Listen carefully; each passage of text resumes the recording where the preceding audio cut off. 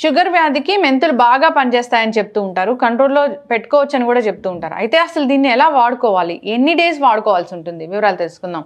ఈరోజు మనతో పాటు ఉన్నారు ప్రముఖ vegetable therapist and sun spiritual society founder Vikramaditya Guruji గారు. గురుగారు నమస్కారం అండి. సూర్యోస్మితల్లి. గురూజీ, మెంతులు వాడితే షుగర్ కంట్రోల్లో ఉంటుందని చెప్తూ ఉంటారు. సో అందరూ కూడా మెంతి పొడి, మెంతులు ఇలా తీసుకుంటూ ఉంటారు షుగర్ వ్యాధి ఉన్న వాళ్ళు. అయితే ఇది ఖచ్చితంగా పనిచేయాలి, షుగర్ కంట్రోల్లోకి రావాలంటే ఎలా వాడుకోవాలి అసలు? అతిమూత్ర వ్యాధి, డయాబెటీస్ అనే సమస్య వచ్చిన తర్వాత మెంతులు వాడితే మంచిది చెప్పడం జరిగింది.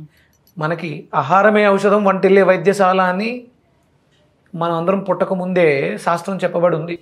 ఒరే బాబు, మీకు రేపొద్దుట భవిష్యత్తులో మీరు చేసే ఎదవ పనుల వల్ల, మీరు తినేటువంటి అడ్డమైన చెత్త వల్ల మీకు ఈ రోగం వస్తే దానికి ఇది పనిచేస్తుందని మనకి వస్తుగుణ దీపిక అని ఒక గ్రంథంలో ఏ వస్తువుకి ఏమేమి గుణాలు ఉంటాయని చెప్పబడింది. కేవలం మనం అంతా కూడా బయటే ఉంది, ఆ పదార్థంలో ఏముంది, దీంట్లో ఏముంది, దాంట్లో ఏముంది, ఇదే వెతుక్కుంటున్నాం. ఇవన్నీ కూడా అంటే ప్రకృతిలో ఏమున్నాయో అవన్నీ కూడా నా లోపలే ఉన్నాయి. నా లోపల ఉన్నవి, మన లోపల ఉన్నవి మాత్రమే బయట నుంచి వచ్చే వాటిని యాక్సెప్ట్ చేస్తాయి. అవి కాకుండా ఏది చేసినా ఫారిన్ బాడీ దాన్ని చంపేసాం. ఇప్పుడు బయట నుంచి ఏదైనా బ్యాక్టీరియా, వైరస్లు వస్తే మన శరీరంలో వ్యాధి నిరోధక వ్యవస్థ ఏం చేస్తామా? ఫైట్ చేస్తుంది, దాన్ని చంపేస్తుంది. వ్యాధి నిరోధక శక్తి దాన్ని చేస్తుంది. లేనివి ఇవి చెయ్యవు. అవన్నిటిని లేకుండా చేసేసుకుని ఇది మన శరీరంలో ఉండేటువంటి వ్యవస్థని పాడు చేసేసుకుని బయట నుంచి దాన్ని ఇవ్వడానికి ప్రయత్నం చేస్తున్నాం.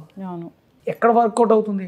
మనం పొద్దుట లెగిసి పళ్ళు తోముకునే దగ్గర నుంచి నైటు మళ్ళీ పళ్ళు తోముకుని పడుకునేంత వరకు మన శరీర వ్యవస్థని మెరుగుపరుచుకోవడానికి అనుదిన ధర్మాలు అని పెట్టడం జరిగింది శాస్త్రం. అనుదిన ధర్మాలు.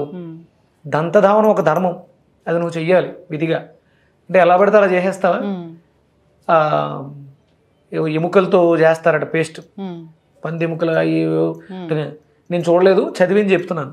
పేస్ట్ అనేది మనకి లేనంత వరకు మనం చాలా ఆరోగ్యవంతులంగా ఉన్నాం. ఎప్పుడైతే పేస్ట్ని ఎంటర్ చేయించారో అప్పటి నుంచి మన జీవితం దుర్బలమై, మెంతులు ఇప్పుడు వాడే పరిస్థితి లేదు కాబట్టి మెంతులు నానబెట్టిన వెళితే షుగర్ తగ్గిపోతుంది. రోగం వచ్చిన తర్వాత ఆలోచిస్తున్నాం ఏం చేయాలని. ముందే రోజు చేస్తే రోగమే లేదు కదా.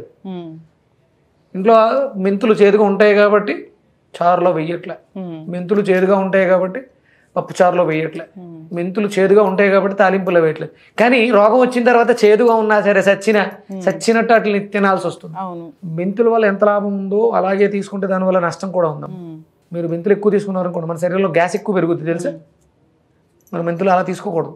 ఒకవేళ మెంతులు తీసుకోవాలి అనుకున్నప్పుడు ఒక 10 రోజుల ముందు మనం మన శరీరంలో ఉన్నటువంటి ఎసిడిక్ నేచర్ని న్యూట్రలైజ్ చేసి అప్పుడు మాత్రమే మెంతులు వాడుకోవాలి. డైరెక్ట్గా షుగర్ ఉంది, ఎవరో చెప్పారో మెంతులు చేదుగా ఉంటాయి కాబట్టి మనకి పనిచేస్తాయి, షుగర్ తగ్గిపోద్ది అనుకుంటే గ్యాస్ట్రిక్ పెరిగిపోద్ది, వేరే కాంప్లికేషన్స్ వస్తాయి. మెంతులు తీసుకోవాలంటే ముందు మనం వాము. అసలు ఇవన్నిటికన్నా అది చాలా అద్భుతమైనటువంటి ఔషధంగా మారుతుంది. నిలవ పచ్చళ్ళలో, నువ్వుల నూనెలో వెల్లుల్లి, లవణము, ఉప్పు, మెంతులు కలిపి ఊరబెట్టి తీసుకుంటే అద్భుతమైనటువంటి ఔషధంగా పనిచేస్తుంది. నువ్వుల నూనెలో నానినటువంటి మెంతులు చాలా శక్తివంతంగా, దాన్ని నీచభంగ రాజయోగం అని, ఎక్కడైతే పాడైందో దాన్ని మెరుగుపరచడానికి ఇది అద్భుతంగా ఉపయోగపడుతుంది. అయితే ప్రతిరోజు మెంతుల్ని ఎలా తీసుకోవాలి? సో ఆవాలు కూడా పనిచేస్తాయా షుగర్ తగ్గించడానికి? అద్భుతంగా పనిచేస్తాయి. మనం బీరకాయ, వంకాయ, తమలపాకులు డయాబెటీస్, షుగర్ వ్యాధికి పనిచేస్తాయని చెప్పి. వంకాయలో ఏవైతే గుణాలు ఉన్నాయో ఆవాలలో కూడా అదే గుణాలు ఉన్నాయి. మన ఆవకాయ పచ్చడిలో కూడా అవే గుణాలు ఉన్నాయి. మామిడికాయలే ఉందమ్మా, విటమిన్ సి ఉంది, అది ఎందుకు చెడ్డదవుతుంది? అలాగే ఇందులో మనం ఆవాలు వేస్తున్నాం, వ్యాధి నిరోధక శక్తి, యాంటీ క్యాన్సర్ ప్రాపర్టీస్ ఉన్నటువంటి వెల్లుల్లిపాయలు వేస్తున్నాం, ఇంకేం వేస్తున్నాం, లవణం, ఉప్పు వేస్తున్నాం, ఇంకా మెంతిపిండి వేస్తున్నాం. అంటే ఇది మంచిదే. నిలవ పచ్చడి, నువ్వుల నూనెతో ఇవన్నీ నిలవ ఉంటుంది. అక్కడ మనల్ని ఇబ్బంది పెట్టే ఒకే ఒక్కటి ఏంటి అంటే మనం ఆ సింథటిక్ సాల్ట్ వాడుతున్నాం. పూర్వం కల్లుపు వాడేవారు, అది కాకుండా సింథటిక్ సాల్ట్ వాడుతాం. దాంతోపాటు కారం, రుచి కోసం విపరీతంగా కారం. ఈ ఎండుమిరపకాయల కారమే మనల్ని పాడు చేస్తుంది అని నా భావన. మరి దానికి ఆల్టర్నేటివ్ ఏంటి అంటే మిరియాల పొడి. నిల్వ ఉండడానికి ఇప్పుడు కారాలు బాగుండట్లేదు కాబట్టి పచ్చడి నిల్వ ఉండట్లేదు. దయచేసి ప్రయత్నం చేయండి. కారం ప్లేస్లో పసుపు ఉండేది అనుకుంటాను పూర్వం రోజుల్లో.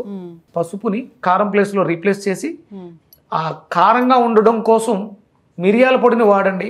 ఆవకాయ పచ్చడిని పెట్టండి. ఇది షుగర్ పేషెంట్స్కి అమృతం. అయితే ఈ షుగర్ పేషెంట్స్ మెంతుల్ని మార్నింగ్ ఈవినింగ్ తీసుకోవచ్చా? దేంతో కలిపి తీసుకోవాలి? జనరల్గా రాకూడదంటే మెంతుల్ని ఆహారంలో భాగంగా చేసుకోవాలి. మొదటి నుంచి వచ్చింది ఇంకా దీన్ని కంట్రోల్ చేసుకోవాలి, మెంతులు బాగా పనిచేస్తున్నాయి అంటున్నారు, మరి ఎలా తీసుకోవాలి? ఎసిడిటీని తగ్గించుకోవాలమ్మా ఫస్ట్. వీళ్ళకి అరుగుదల వ్యవస్థ పాడైపోయి ఎసిడిటీ వస్తుంది కాబట్టి ప్రతిరోజు ముందు పొద్దుటే ఒక వారం రోజులు మెంతుల్ని వాముని తీసుకుని కొంచెం ఉప్పులో బాగా నలిపి వాము తీసుకుని గోరువెచ్చటి నీళ్లు తాగిన తర్వాత ఒక వారం రోజుల తర్వాత మెంతుల్ని నీళ్ళలో నానబెట్టి దానిని నమలడం ద్వారా నమలాలి. ఏదో మింగేసాం పొడి చేసుకున్నాం, పొడులు పనిచేయవు. ఒకటి అది బ్రేక్ అయిన తర్వాత దానికి ఫార్మేషన్ కెమికల్ ఫార్మేషన్ మారిపోతుంది. అందుకని నానబెట్టి దానిని ఉదయం ఆ నీళ్లు తాగేసి ఆ మెంతుల్ని నానిన మెంతుల్ని బాగా నమిలి తినాలి. అప్పుడు అంటే మన శరీరంలో ఉన్నటువంటి మెడికల్ వ్యవస్థ న్యూట్రిషన్ వాల్యూస్ దానికి యాడ్ అయి మనకున్నటువంటి సమస్యలు ఇదే కాదు ఇంకా చాలా రకాల సమస్యలు తగ్గుతాయి మెంతులతో. ఓకే, వాతాన్ని తగ్గించడానికి చాలా అద్భుతంగా ఉంటుంది. కానీ ఇది వాతం తగ్గించడంతో పాటు పిత్తాన్ని పెంచుద్ది. అందుకని పిత్తాన్ని శమింపచేయటానికి వాము అంటే మీరు ఒక ప్రయోగం చేయండి. ఒక నిమ్మకాయ పచ్చడిని పట్టండి. ఎవరైనా సరే ఎలా ఉందో దయచేసి కామెంట్లో తెలియచేయండి. నిమ్మకాయ ముక్కల్ని మనం ఊరబెట్టి వాము, మిరియాల పొడి, పసుపు, మెంతుల పొడి, ఆవాలు, నువ్వుల నూనె, సైంధవ లవణం, వెల్లుల్లిపాయలు, కరివేపాకుతో తాలింపు పెట్టి స్టోర్ చేయండి. దాన్ని ఆహారంలో వాడి చూడండి. పసుపు మనం కారం ప్లేస్లో పసుపు వాడాం, కారం వాడొద్దు, పసుపు వేయండి. ఆ పచ్చడిని తిని చూడండి. అన్నీ మనం తినడానికి అనుకూలంగా ఉన్నాయి. ఇది మనకి చాలా రకాల సమస్యలని తగ్గించడానికి, ఇందులో వాతాన్ని తగ్గించేవి, పిత్తాన్ని శమింపజేసేవి, కఫాన్ని శమింపజేసేవి కూడా ఉన్నవి. కాబట్టి ఈ పచ్చడి మనకి చాలా అద్భుతంగా ఉపయోగపడుతుంది. దయచేసి పచ్చిమిర్చి, ఎండుమిర్చి, కారం వాడకం అనేది తగ్గితే తప్ప మనకి రోగాలు తగ్గడం అనేది తగ్గదు. ఎస్, ఖచ్చితంగా గురించి చాలా చక్కటి ఇన్ఫర్మేషన్ అండి. డయాబెటీస్, షుగర్ వ్యాధి ఉన్న వాళ్ళు ఈ విధంగా వాడుకోవాలని కోరుకున్నాం. అయితే వెజిటబుల్ జ్యూసెస్ చెప్తారు మీరు, ఏది వంకాయ, బీరకాయ, తమలపాకు కలిపి తీసుకోవాలని, దాంతో సైంధవ లవణం, మిరియాలు కూడా వేయాలి. అయితే ఈ జ్యూస్ని ఎలా తీసుకోవాలి? అంటే మార్నింగ్ తీసుకోవాలా, ఈవినింగ్ తీసుకోవాలా? ఉదయం, మధ్యాహ్నం, సాయంత్రం 3 పూట్ల తీసుకోవాలి. మనం మందులు ఎలా వాడుతున్నాం, ఉదయం, మధ్యాహ్నం, సాయంత్రం ఎలా అయితే వాడుతున్నాం, ఒకవేళ అవకాశం లేదు ఉదయం, సాయంత్రం తీసుకోండి. మధ్యాహ్నం పనుల్లో బయటకు వెళ్తూ ఉంటాం కాబట్టి కంపల్సరీ ఉన్న అంటే మీకు ఉన్నటువంటి కౌంట్ 2 సందులు, 3 సందులు, 4 సందులు ఉంది కాబట్టి వాటిని తగ్గించుకోవడానికి 3 పూట్ల తీసుకోవాలి. అలాగే ఆహార నియమాలను కూడా పాటించాలి. ఎట్టి పరిస్థితుల్లో వైట్ రైస్ అనేది తీసుకోకూడదు. Brown white rice, polish rice కాకుండా అదే ధాన్యాన్ని కొంచెం బ్రౌన్గా ఉండేవి, తౌడుతో ఉండేవి, అంటే కేవలం కార్బోహైడ్రేట్స్ ఒక్కటే కాదు, దాంతోపాటు మనకి ఫైబర్ కూడా కావాలి. ఫైబర్తో పాటు ఉంటే అంటే ఆ ఫుడ్ పిరమిడ్ ఏదైతే ఉందో దాన్ని బ్యాలెన్స్ చేయగలిగితే అన్నం తిన్నా తప్పు లేదు అంటాను నేను. మనసు తృప్తిగా ఉంటుంది. అంటే ఇక్కడ మనం అన్నం ఒక ముద్ద, ఒక కప్పు అయితే 2-3 కప్పులు కర్రీస్ ఉంటే అది బ్యాలెన్స్ అయిపోతుంది. మనం ఏం చేస్తాం అంటే అన్నం 2-3 కప్పులు, 1 కప్పు కర్రీ తింటాం. ఎస్, ఖచ్చితంగా గురూజీ చాలా చక్కగా చెప్పారు. డయాబెటీస్, షుగర్ వ్యాధి ఉన్న వాళ్ళు మెంతులు ఎలా వాడుకోవాలని, ఆ విధంగా వాడుకోవాలని కోరుకుందాం. వాళ్ళ లైఫ్ స్టైల్ కూడా చేంజ్ చేసుకోవాలి. అంతేకాదు ఇలాంటి ఆహార నియమాలు పాటిస్తూ సో ఈ వెజిటబుల్ జ్యూసెస్ కూడా తీసుకుంటే కంట్రోల్లో ఉంటుంది షుగర్. చాలా చక్కటి ఇన్ఫర్మేషన్ అండి. క్యూర్ అయిన తర్వాత కంట్రోల్లో ఉంటుంది. అంటే క్యూరబుల్ కాదు అని మాట్లాడేవారు, ఇది క్యూరబుల్. మనం జీవన విధానాన్ని మార్చుకుంటే. ఎస్, ధన్యవాదాలు. సురేష్ మెదల్.